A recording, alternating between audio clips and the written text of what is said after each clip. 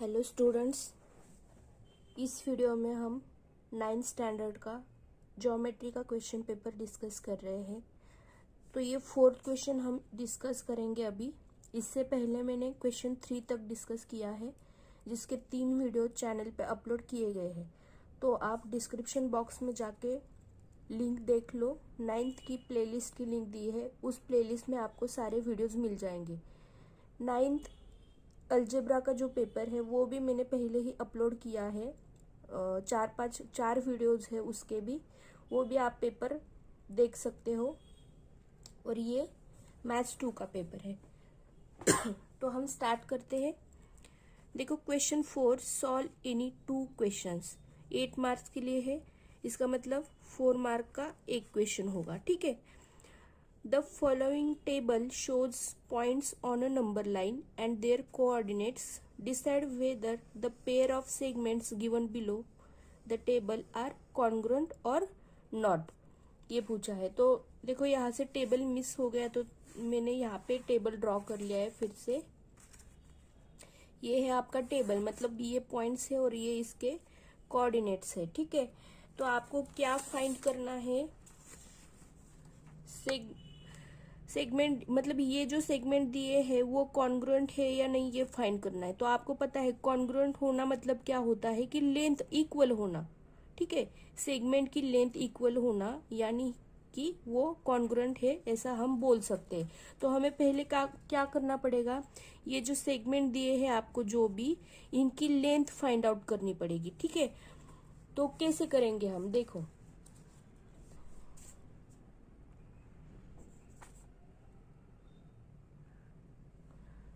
ठीक है। तो मैं यहाँ पे जो भी हमें फाइंड करना है वो लिख लेती हूँ पहले। तो segment DE, right, segment A B, उसके बाद segment B C, segment A D, then segment B E. और ए डी तो फाइंड यहाँ पे कर लिया है, बी ई है जो फाइंड करेंगे, ए बी फाइंड करेंगे, मतलब ये सेगमेंट हमें फाइंड करनी है। तो अभी देखो, ये जो वैल्यूज है सेगमेंट की, इन सेगमेंट की लेंथ हमें फाइंड करनी है, यानी कि हमें इनके बीच का डिस्टेंस फाइंड करना है। सेगमेंट डीई मतलब कैसी होगी? इस तरह से सेगमेंट होगी वो डीई। तो हमें क्या करना है? इनकी लेंथ फाइंड करनी है। ठीक है। तो distance between point D and E हमें फाइंड करना है। तो distance between point D comma E, इस तरह से लिखते हैं, राइट। कॉमा देना है बीच में। तो अगर आपको distance between point D and E find करना है तो आप क्या करोगे?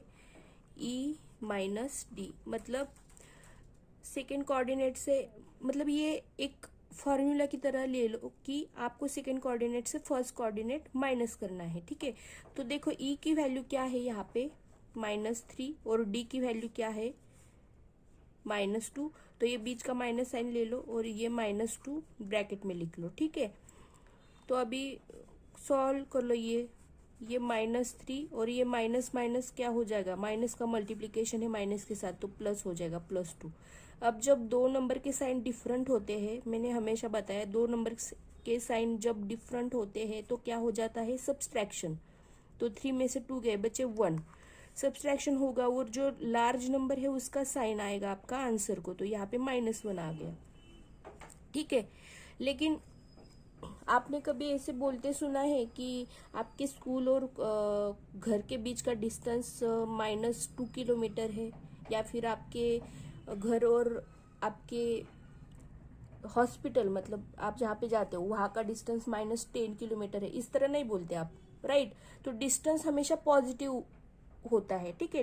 डिस्टेंस हमेशा प्लस में लिखते हैं हम, निगेटिव में नहीं लिखते। तो यहाँ पे -1 भी आया होगा तो भी हम क्या लिखेंगे कि distance between D E is 1। ठीक है, 1 होगा, 1 यूनिट। माइनस का साइन नहीं लेना है लास्ट में आपको। ओके। अभी डिस्टेंस बिटवीन डी ई हो गया। अब क्या करेंगे हम? Distance between A B find करेंगे। ठीक है। तो क्या करना है? b माइनस ए, बी की वैल्यू क्या है? देखो यहाँ पे +2, माइनस ए की वैल्यू क्या है? +3। तो यहाँ पे भी देखो, ये एक नंबर प्लस है, एक नंबर माइनस है, तो क्या हो जाएगा सब्सट्रैक्शन, 3 में से 2 गए बचे 1, और ये माइनस साइन, बड़ा नंबर है इसका माइनस साइन आएगा, ठीक है। तो ये डिस्टेंस, अभी मैंने क्या बोला कि निगेटिव साइन नहीं लेना है, तो आप बस 1 यहाँ पे लिख लो, ठीक है। Then distance between point B and C, तो सी माइनस बी कर लो।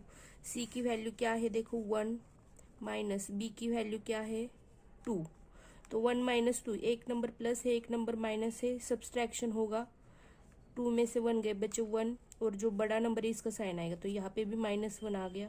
तो distance between point B and C is 1 again.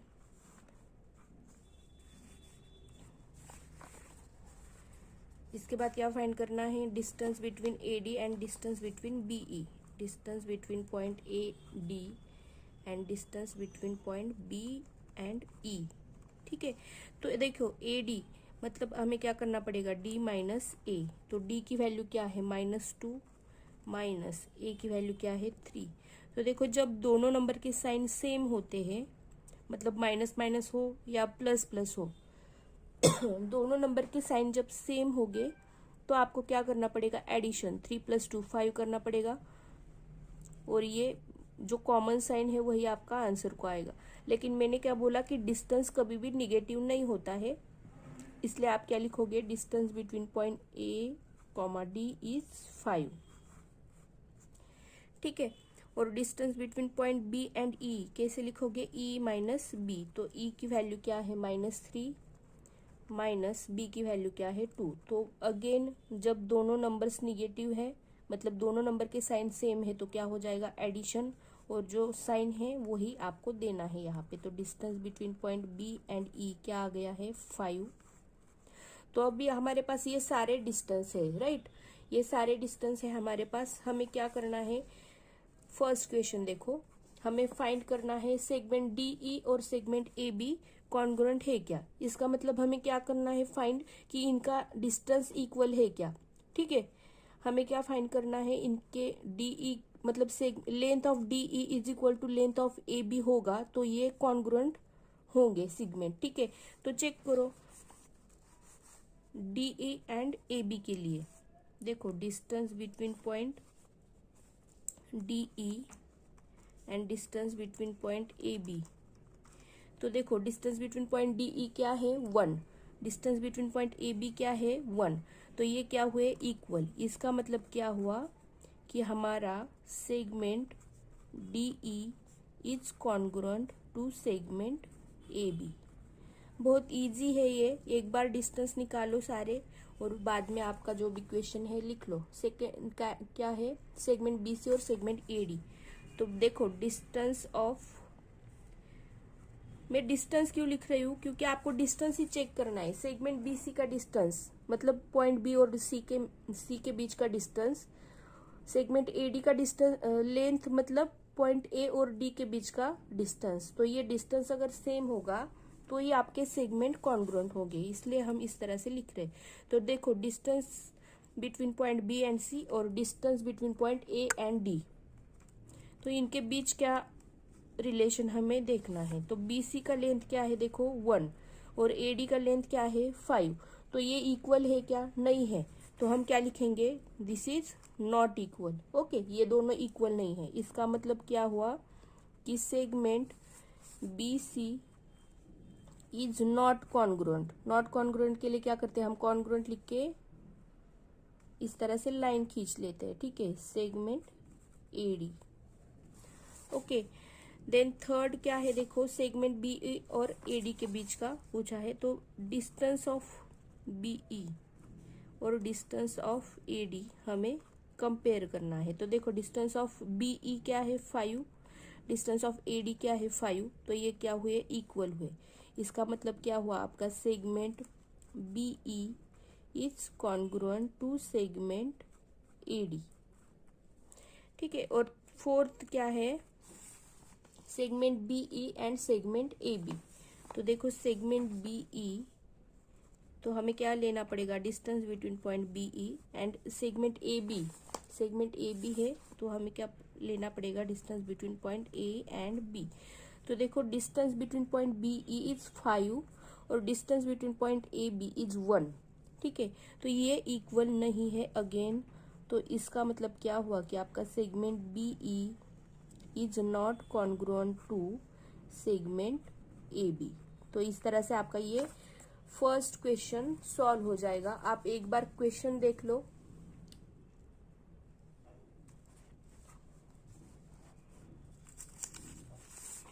Video pause करके आपको क्वेश्चन फर्स्ट सॉल्व करने से पहले ही नोट डाउन कर लेना है। ये आपका क्वेश्चन है, ये यहाँ पे टेबल है और उसके बाद आपका ये रहेगा आंसर।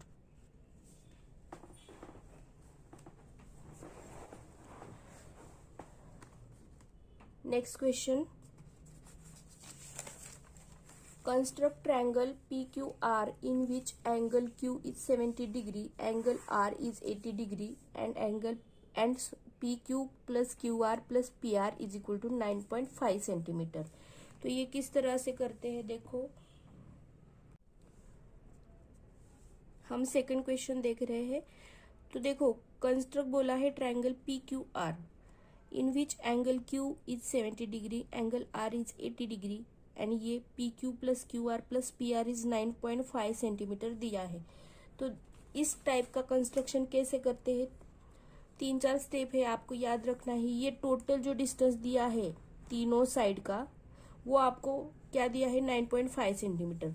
तो पहले क्या करना है, 9.5 सेंटीमीटर का एक लाइन ड्रॉ कर लेना है। ठीक है,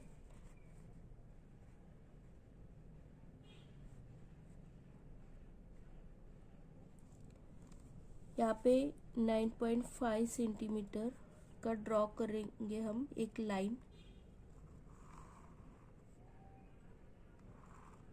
ठीक है, तो ये है आपका लाइन।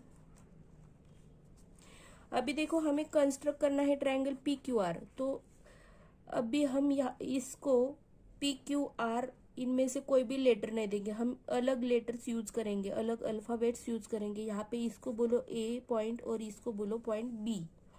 ठीक है, अभी इसके बाद क्या बोला है इन्होंने, angle Q is 70 degree and angle R is 80 degree. तो इनका हाफ एंगल ले लो। 70 का हाफ कितना होगा, 35 डिग्री और 80 का हाफ कितना होगा, 40 डिग्री। तो अभी ये एंगल आपको लेके यहाँ पे ड्रॉ करने हैं। ठीक है, तो मैं एक ए पॉइंट पे 35 डिग्री एंगल ड्रॉ कर लेती हूँ। मैंने क्या बोला, जो भी एंगल दिए आपको बस इसी कंस्ट्रक्शन में करना है। यहाँ ये आप अलग जगह मतलब अलग कंस्ट्रक्शन में कर दोगे कि हाफ एंगल लेके, इस तरह से नहीं, हर एक कंस्ट्रक्शन अलग है, अलग तरीके से किया गया है। तो देखो 35 डिग्री का एंगल बना रही हूं मैं यहाँ पे, इस तरह से। ये हो गया आपका एंगल 35 डिग्री। मैंने क्या किया, जो आपको दो एंगल दिए हैं इनका हाफ एंगल ले लिया और वो आपको यहाँ पे ड्रॉ करना है। तो 35 डिग्री ड्रॉ कर लिया। अब हम B पॉइंट पे 40 डिग्री का एंगल बनाएंगे। मैं ऐसा कंसिडर करती हूँ कि आपको एंगल ड्रॉ करना आता है। ठीक है, तो ये 40 डिग्री का।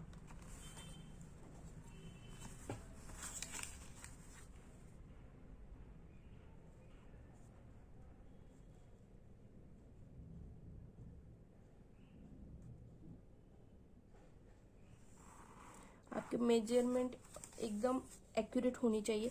अब हम यहाँ पे क्या करेंगे, देखो आपको एंगल दिए थे Q एंड R, उनके हाफ एंगल लेके मैंने यहाँ पे एंगल बना दिए।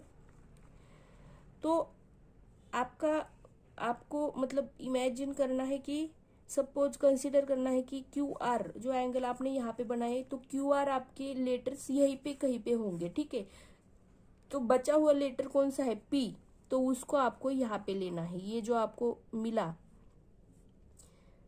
पॉइंट ऑफ इंटरसेक्शन इन दोनों लाइंस का, तो इससे आपको P समझ लेना है। अभी क्या करना है आपको, ये जो आपको दो साइड्स मिली है नई, इनका परपेंडिकुलर बाइसेक्टर ड्रॉ करना है। आपको पता है कोई लाइन होगा तो उनका परपेंडिकुलर बाइसेक्टर कैसे ड्रॉ करते हैं। परपेंडिकुलर बाइसेक्टर मतलब जो उस लाइन को बीच से काटेगा, मतलब इस तरह से होता है। देखो ये अगर लाइन है आपकी तो आप परपेंडिकुलर बाइसेक्टर कैसे ड्रॉ करते हो, इस पॉइंट पे रखते हो आप कंपास, थोड़ा सा डिस्टेंस लेना है कंपास में अपने हिसाब से, और क्या करते हो आप दोनों साइड पे आर्क ड्रॉ कर लेते हो, राइट।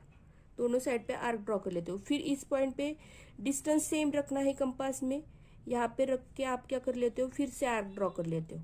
और फिर क्या करते हो, ये जो 2 पॉइंट आपको मिले इनको आप ज्वाइन कर लेते हो, तो इसे बोलते हैं हम परपेंडिकुलर बाइसेक्टर, राइट। अगर मैंने इन दोनों को ज्वाइन कर लिया तो देखो किस तरह से बनता है, मैं आपको दिखाई देती हूँ। यहाँ पे ये होता है perpendicular bisector of this line suppose, ठीक है। वही हमें यहाँ पे ड्रॉ करना है। अभी मुझे लाइन एपी के लिए ड्रॉ करना है, तो मैं क्या करूंगी, डिस्टेंस, आप पूछोगे डिस्टेंस कितना लेना होता है मैम, तो डिस्टेंस कितना लेना है, देखो ये जो एपी साइड है उसका हाफ कितना होगा, मतलब आपके हिसाब से ले लो, हाफ मतलब इतना, राइट। तो हाफ से थोड़ा ज्यादा डिस्टेंस आपको कंपास में लेना है। किसी भी लाइन का परपेंडिकुलर बाइसेक्टर ड्रॉ करते टाइम हाफ डिस्टेंस से ज्यादा डिस्टेंस आपको कंपास में ले लेना है। उसके बाद दोनों तरफ आर्क ड्रॉ करने हैं, ठीक है, इस तरह से। अभी आप एपी के लिए परपेंडिकुलर बाइसेक्टर ड्रॉ कर रहे हो तो ए पे रख के आपने आर्क ड्रॉ कर लिया। अभी पी पॉइंट पे रखो और आर्क ड्रॉ कर लो इस तरह से। तो अब दो जो पॉइंट आपको मिले हैं, ये 2 पॉइंट्स, इन्हें अगर बोलोगे आप point M and point N, तो इनको अभी आपको क्या कर लेना है, ज्वाइन कर लेना है।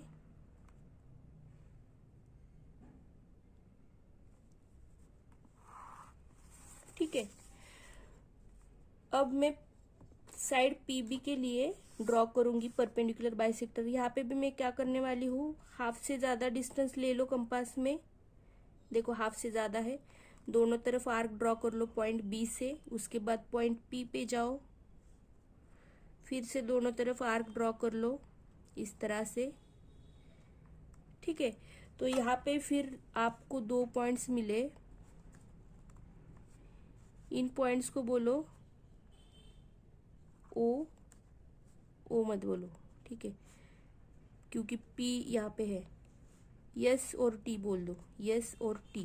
तो अभी इन पॉइंट्स को हमें ज्वाइन कर लेना है, point yes and point T को इस तरह से।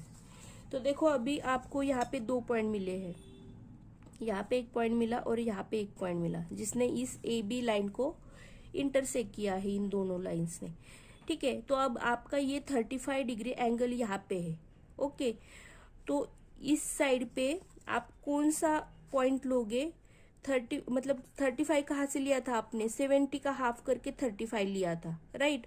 तो आप क्यू पॉइंट यहाँ पे कंसिडर करोगे, ठीक है, पॉइंट क्यू को।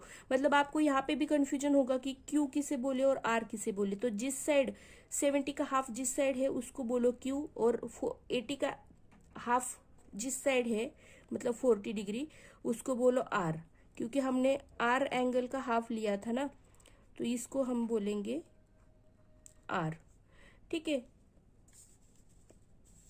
अभी हमें क्या करना है, पी पॉइंट को क्यू और आर के साथ ज्वाइन कर लेना है। तो देखो ये है पी पॉइंट और ये क्यू ज्वाइन कर लिया मैंने, और फिर पी को आर के साथ भी ज्वाइन कर लो। तो इस तरह से आपका एंगल बन जाएगा। तो ये जो है एंगल आपका पी क्यू आर, ये होगा आपका एक्चुअल एंगल जो इन्होंने यहाँ पे बताया है। तो क्यू जो है उसका मेजर कितना है 70 डिग्री, और ये आर का मेजर कितना है 80 डिग्री। ये अपने आप आ जाता है, आप मतलब चेक भी कर सकते हो। देखो मैं चेक कर लेती हूँ कि 70 डिग्री आया है कि ये क्यू का मेजरमेंट। तो देखो एग्जैक्ट 70 डिग्री आया है, यहाँ पे लाइन है मेरी ये, तो ये देखो यहाँ पे 70 दिख रहा है आपको, राइट, दिख रहा है ना। यहाँ पे आर का अगर आप चेक करोगे तो देखो आर की लाइन कौन सी है, ये यहाँ पे नीचे दिख रहा है आपको आर की लाइन। मैं ठीक से ले लेती हूँ, यहाँ पे ये हुआ, तो ये यहाँ पे दिख रहा है आपको 80 डिग्री। ओके, यहाँ पे 80 डिग्री दिख रहा है। ये 100 मत गिनो, ऊपर का जो है वो देखना है आपको 80 डिग्री। ठीक है, तो ये हुआ आपका मेजरमेंट, मतलब आपने जो भी ड्रॉ किया है वो एकदम करेक्ट है, कोई डाउट नहीं है इसमें। ठीक है, तो ये होगा आपका इस तरह से कंस्ट्रक्शन, अगर इस तरह से एग्जाम्पल आएगा। ठीक है, 2-3 कंस्ट्रक्शन है, मतलब 4 ही हो गए ज़्यादा से ज़्यादा, तो आपको ठीक से प्रैक्टिस करना है। एक कंस्ट्रक्शन का 2-3 डायग्राम ड्रॉ कर लो तो आपको ये परफेक्टली आ जाएगा। नेक्स्ट क्वेश्चन देखो, क्वेश्चन थर्ड।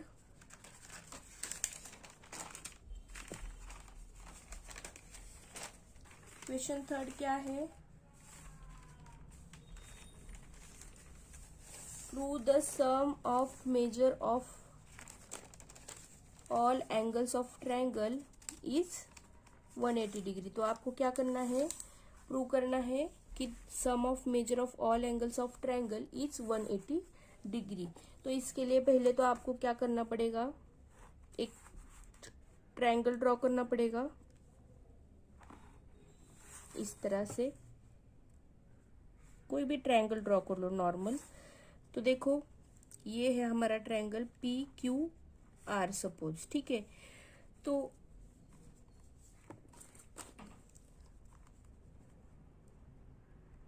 इसमें जो भी आपको दिख रहा है वो लिख लो। गिवन क्या है, triangle PQR is any triangle. ठीक है, कोई भी ट्रायंगल होगा आपका, मतलब किसी भी टाइप का। अभी क्या करना है आपको, एक कंस्ट्रक्शन कर लेना है इसको प्रूव करने के लिए। पहले प्रूव क्या करना है वो लिख लो, टू प्रूव, मतलब हमें क्या प्रूव करना है, कि हमें प्रूव करना है कि sum of measure of all angles of triangle is 180 degree, मतलब angle P plus angle Q plus angle R is 180 degree, ये हमें प्रूव करना है। ठीक है, तो देखो एंगल P मत बोलो, इसे पूरा लिखो QPR इस तरह से। एंगल का नाम किस तरह लिखोगे, जहां पे एंगल बन रहा है उसको आपको बीच में लेना है, तो QPR ये होगा आपका एंगल P। देखो angle QPR plus angle PQR plus angle QRP is equal to 180 degree, ये आपको प्रूव करना है। ठीक है, तो ये प्रूव करने के लिए आपको एक कंस्ट्रक्शन करना पड़ेगा, मतलब डायग्राम में कुछ थोड़ा सा ड्रॉ कर लो। तो आपको क्या करना पड़ेगा, यहाँ पे P पॉइंट से पास होने वाला एक स्ट्रेट लाइन ड्रॉ करना पड़ेगा जो कि QR को पैरेलल होगा। तो इस तरह से मैंने ड्रॉ कर लिया, इसे बोलो पॉइंट A पॉइंट B। तो क्या करूं, क्या किया मैंने, draw a line AB such that AB is parallel to QR। ठीक है, यहाँ तक हो गया। अभी हमें प्रूफ लिखना है, तो कैसे लिखोगे, देखो हमें क्या प्रूव करना है कि ये 3 एंगल की सम, ट्रायंगल के 3 एंगल्स की सम क्या होती है, 180 डिग्री। अभी हम क्या करेंगे, देखो यहाँ पे अगर ऑब्जर्व करोगे आप, तो यहाँ पे आपको क्या दिख रहा है कि ये जो टोटल अगर आपने एंगल ले लिया, ये टोटल एंगल ले लिया, तो ये कितना आएगा, 180 डिग्री। क्योंकि अगर कोई भी 2 एंगल्स है, सपोज यहाँ पे देखो इस तरह से, और यहाँ पे एंगल बन रहा है इस तरह से। ठीक है, तो ABCD। ओके, तो अगर आप ये टोटल मेजरमेंट ले लोगे तो ये कितना आएगा, तो आपको पता है ये कितना होता है, हाफ सर्कल दिख रहा है आपको, ये कितना होता है, 180 डिग्री। राइट, उसी तरह से यहाँ पे भी बन रहा है। तो अगर आप करोगे APQ plus QPR plus RPB, ये तीनों एंगल का सम कितना होगा, 180 डिग्री। मैंने क्या किया, ये पूरा 180 होता है हमें पता है, लेकिन मैंने ना ये मतलब छोटे छोटे एंगल से जो बना है ये पूरा 180 डिग्री का, वो बस ले लिए है यहाँ पे। तो कैसे लिखेंगे हम एंगल, मतलब ये वाला एंगल प्लस ये वाला एंगल प्लस यहाँ का एंगल, ठीक है। मैंने इन एंगल्स को इस तरह से डिनोट किया है बस। तो angle A P Q plus angle Q, कौन सा एंगल लिया मैंने, ए पी क्यू, ये बाहर वाला। उसके बाद कौन सा एंगल लिया, क्यू पी आर, यहाँ पे पी की जगह बन रहा है वो Q P R, plus angle R P B, इस साइड वाला, ये वाला एंगल आर पी बी। तो ये कितना होगा 180 डिग्री। क्यों? क्योंकि ये एंगल जो है वो angles in a linear pair है। रीजन क्या होगा आपका, ये तीनों एंगल्स क्या कर रहे हैं, लीनियर पेयर फॉर्म कर रहे हैं, ठीक है। लीनियर पेयर मतलब 180 डिग्री का एंगल बना रहे हैं, ठीक है। Angles in a linear pair, okay. तो यहां तक हो गया। उसके बाद आपको क्या करना है, देखो आपने मतलब पैरेलल लाइंस का 8th स्टैंडर्ड में ही सीखा है कि पैरेलल लाइन अगर होती है और ट्रांसवर्सल होती है तो उनमें किस तरह से एंगल बनते हैं, कितने सारे एंगल बनते हैं। तो वो मैं एक बार एक्सप्लेन करती हूँ जो हमें यहाँ पे यूजफुल होगा। अगर ये दो पैरेलल लाइन से यल और यम, अगर आपने कोई ट्रांसवर्सल ड्रॉ कर ली एन, तो यहाँ पे जो एंगल बनता है ना और यहाँ पे जो एंगल बनता है, इनको बोलते हैं हम,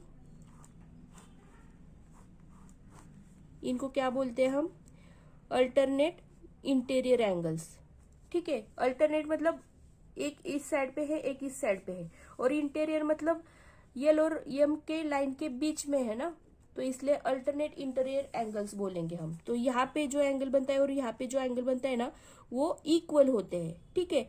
उसी तरह से यहाँ पे जो एंगल बनेगा और यहाँ पे जो एंगल बनेगा वो भी इक्वल होता है, ठीक है।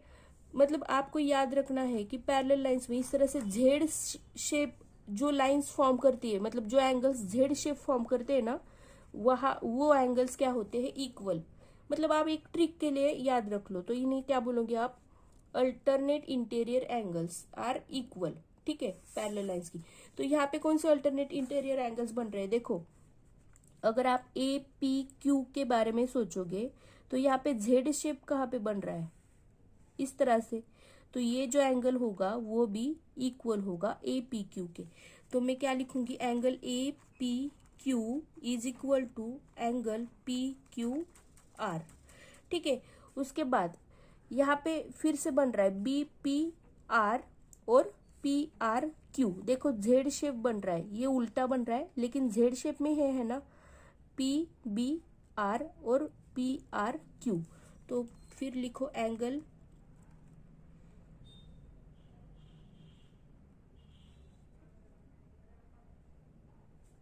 कौन सा बोला मैंने, आर पी, हाँ ये वाला एंगल, ये वाला R P B, angle R P B is equal to angle P R Q. इन्हें क्या रीजन दोगे आप इन दोनों को, अल्टरनेट इंटीरियर एंगल्स, ठीक है। तो ये इक्वल होंगे। अभी देखो हमें ऑब्जर्व करना है जो भी हमारे पास है, हमें प्रूव क्या करना था, ठीक है। और हमारे पास क्या क्या है, हमारे पास ये है स्टेटमेंट एक, उसके बाद ये वैल्यूज है। तो हमें जो प्रूव करना है उस वे में हमें जाना है। हमें प्रूव क्या करना है, ये वाला। तो यहाँ पे क्या कर सकते हैं हम, देखो क्यू पी आर है यहाँ पे भी क्यू पी आर है, लेकिन यहाँ पे ए पी क्यू है, यहाँ पे आर पी भी है। हमें चाहिए क्या, पी क्यू, हमें चाहिए पी क्यू आर और क्यू आर पी। तो वही वैल्यूज हमने यहाँ पे कलेक्ट किए हैं, मतलब हमें मिली है यहाँ पे। तो हम पुट करेंगे, ए पी क्यू की वैल्यू क्या मिली, angle P Q R, put कर लो, इसे 1 बोलो, put these values in equation 1। तो क्या हो जाएगा, देखो ये ए पी क्यू की जगह पी क्यू आर पुट करूंगी मैं, angle P Q are plus angle Q P are की जगह पुट करने के लिए कुछ नहीं है, उसे एज इट इज रखो, Q P R plus angle R P B की जगह क्या पुट करोगे, angle P R Q is equal to क्या आ गया 180 डिग्री। और यही हमें प्रूव करना था। ठीक है, देखो एंगल पी क्यू आर है, एंगल क्यू पी आर है और एंगल क्यू आर पी, यहाँ पे पी आर क्यू लिखा है, कंफ्यूज नहीं होना है, बस उल्टा लिखा है मैंने, Q R P. At last angle तो आर की जगह बन रहा है, देखो क्यू आर पी क्या है, क्यू आर पी, और पी आर क्यू क्या है, पी आर क्यू, मतलब यही एंगल है, वो दोनों सेम है। तो आप ठीक से भी लिख सकते हो इस वे में, पहले तो क्यू पी आर को लिखो plus angle P Q are, मतलब जो टू प्रूव में जो लिखा था उस तरह से, उस हिसाब से लिख लो ठीक से, Q R P is equal to 180 degree. और हेंस प्रूव।